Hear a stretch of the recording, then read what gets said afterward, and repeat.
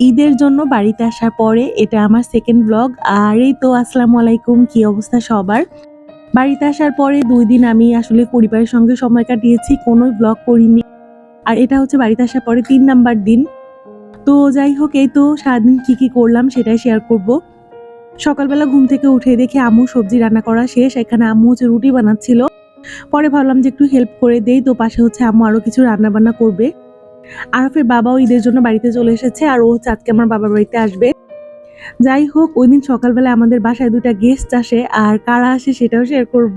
তার আগে এই তো একটু বাইরে দেখতেছিলাম যে আজকেও নাকি মেঘ করতেছে। আসলে ২-৩ দিন এত পরিমাণে বৃষ্টি হইছে, বাইরে ঠিকমতো বেরই হতে পারিনি।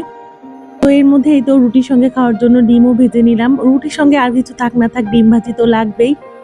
তো এর মধ্যে হচ্ছে বাইরে থেকে হুট করে আরাফাইল ডাকাডাকি করতেছিল। তো ওদেরকে আমি সকালে খাওয়ার জন্য ডাকছি। এরপরে দেখলাম যে ২ টা মানকি দেখে ওরা তো একদম খুশি হয়ে গেছে। তবে আমার অনেক বেশি ভয় লাগে। আর সেই ছোটবেলা থেকে আসলে এদেরকে দেখা যায় আমাদের বাড়ির আশেপাশে রাস্তাঘাটে, মানে আমাদের এলাকায় আসলে সবসময় এগুলোকে দেখা যায়।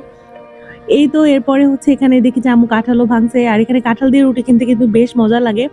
সঙ্গে আম ছিল, সবজি ছিল। আর এরপরে দেখি যে সেটা আমাদের ছাদে চলে এসেছিল, আর সেখান থেকে আবার চলে গেছে ওই সাইডে গাছের মধ্যে। তো পরে আমি ভাবছি যে এগুলো তো মনে হয় চলেই গেছে। তো এখানে আবার আম্মু চাই তো রান্না-বান্না একসঙ্গে করে নিচ্ছিল। আর ওইদিনই আমাদের কোরবানি দেওয়ার জন্য হচ্ছে একটা খাসি কিনে আনা হয়। তো আরাফাইল তো খুব মজা করে হচ্ছে ওদেরকে খাওয়াচ্ছিল। আসলে এইসব মানে পশু-পাখি দেখলেই না অনেক বেশি মায়া লাগে। আর এই খাসিটা আমাদের বাসায় ৩ দিন ছিল। তো ৩ দিনের মধ্যে এর জন্য আসলে এত বেশি মায়া হয়ে গেছিল যে কি বলবো। সে একটা গরুও কেনা হয়েছিল। তবে সেটা আসলে অন্য বাসায় থাকার কারণে আমাদের তেমন একটা ওইটা নিয়ে ভিডিও করা হয়নি। যাই হোক, এরপরেই তো এখানে হচ্ছে ২ টা মানকিও চলে আসে। তো আমরা হচ্ছে খাসিটা পাহারা দিচ্ছিলাম যে এরা আবার এসে খাসিটাকে কামড় না দেয়। আরাফের বাবা এর মধ্যে চলে আসে, আর ও এসে হচ্ছে কলা খেতে দেয়। তো ওখান থেকে হচ্ছে ওদেরকে একদম লোভ হয়ে গেছে। ওরা বাসা থেকে যেতেই চাচ্ছিল না।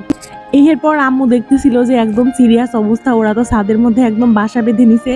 পরে হচ্ছে লোকজন এসে ওদেরকে তাড়া দেয়, আর তোর সঙ্গে আরাফের বাবাও ছিল।